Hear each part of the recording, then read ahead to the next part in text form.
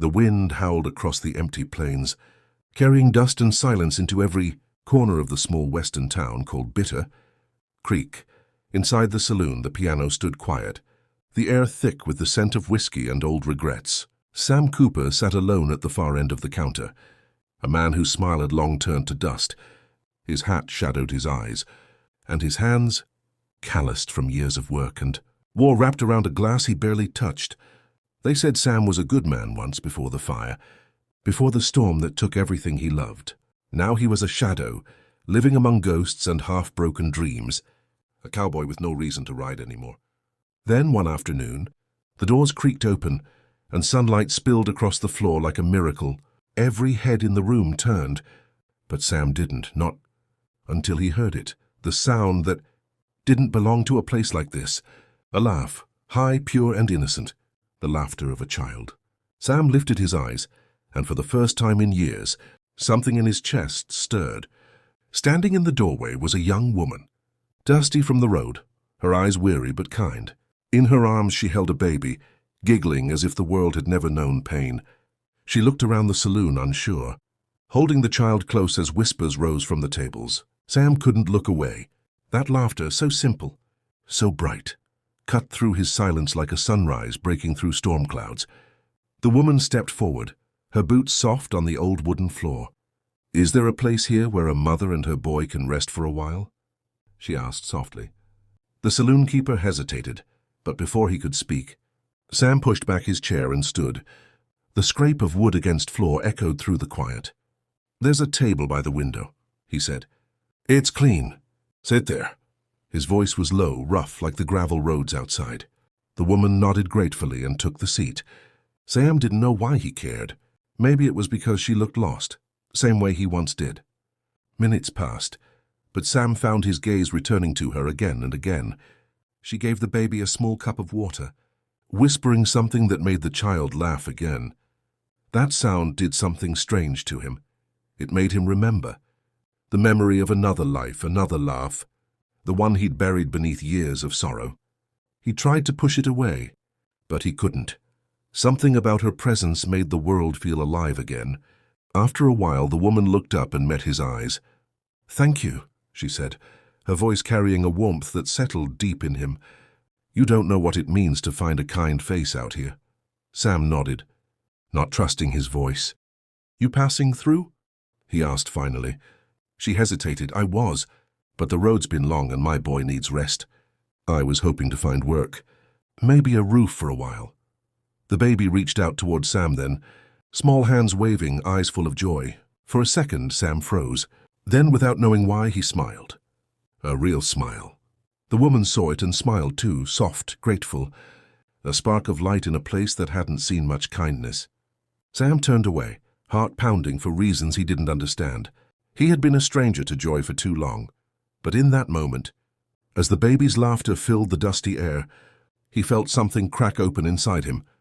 Maybe hope, maybe love, maybe just the start of a story that would change everything.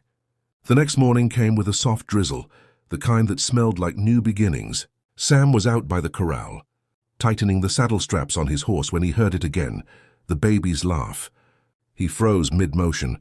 It rolled across the yard like a melody he never knew he missed. He turned, and there she was, the same woman from the saloon, walking toward him with the baby bundled against her chest. She looked fresher now, her hair tied back, her eyes brighter, though still carrying a quiet sadness. Sam nodded once, and she smiled. "Morning," she said softly. "Thought we'd thank you for—" "Yesterday," the baby squealed at the sight of Sam's horse, and Sam found himself chuckling, a sound that startled even him. "I'm Sam Cooper," he said, removing his hat. "You?" "Lena," she replied. "And this little man's name is Eli." Sam knelt slightly, the leather of his gloves creaking as he extended a finger. The baby grabbed it tight, eyes sparkling like morning dew.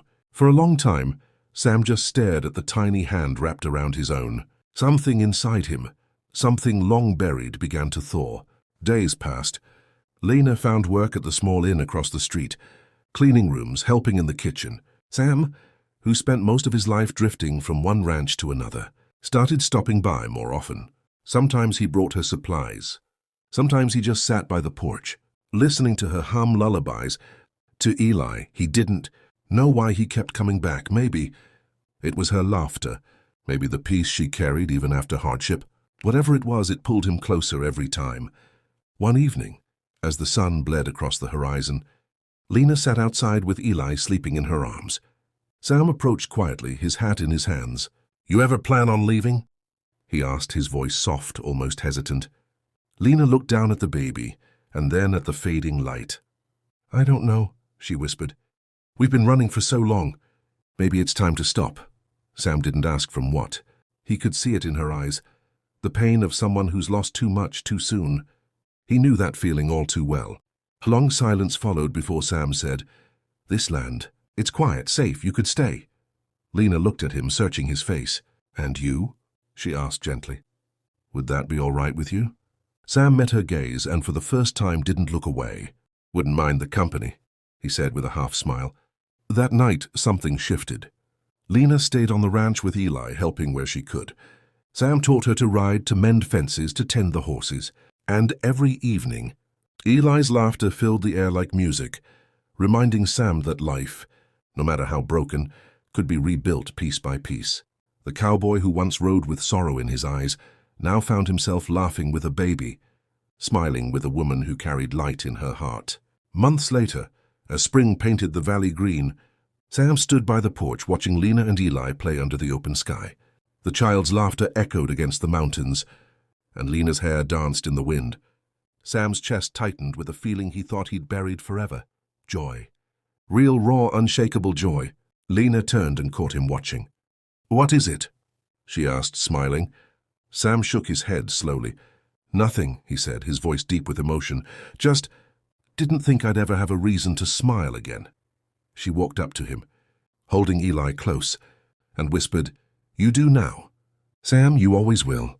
And when the baby reached out and grabbed Sam's finger once more, that old quiet cowboy finally laughed, a sound so full of life it made the world stop for a heartbeat. For the first time in years, Sam Cooper wasn't a stranger to joy anymore.